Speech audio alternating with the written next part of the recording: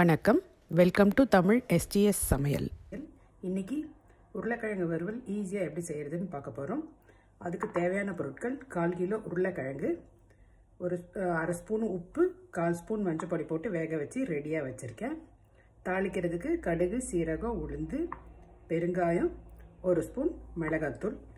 இதுக்கு தேவையான பொருள் அத்தனையும் தமிழ்லையும் இங்கிலீஷ்லையும் டிஸ்கிரிப்ஷன் பாக்ஸில் கொடுத்துருக்கேன், செக் பண்ணிக்கோங்க. இந்த உருளைக்கிழங்கு வறுவல் தயிர் சாதம், சாம்பார் சாதத்தோட ரொம்ப நல்லா இருக்கும். இந்த வறுவலோட சாதமும் வெறுமனே போட்டு பிசைஞ்சு சாப்பிடலாம், ரொம்ப டேஸ்டியாக இருக்கும். இப்போ செய்ய ஆரம்பிக்கலாம். இப்போ தாளிக்கலாம். எண்ணெய் காஞ்சிடுச்சு. கடுகு, சீரகம், உளுந்து சேர்த்துருங்க. கடுகு உளுந்து பொரிஞ்சிடுச்சு. இப்போ உருளைக்கிழங்கு சேர்த்துக்கலாம். இதோடவே மிளகாத்தூள், பெருங்காயம் சேர்த்து நல்லா வறுக்கலாம். உருளைக்கிழங்கு மொறுமொறுன்னு ஆகிற வரைக்கும் நல்லா வறுத்துக்கோங்க.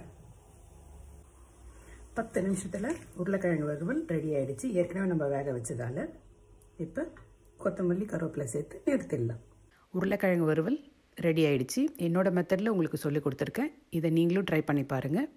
இந்த வீடியோ உங்களுக்கு பிடிச்சிருந்தா ஷேர் பண்ணுங்கள், சப்ஸ்கிரைப் பண்ணுங்கள், கமெண்ட் பண்ணுங்கள். தேங்க்யூ ஃபார் வாட்சிங்.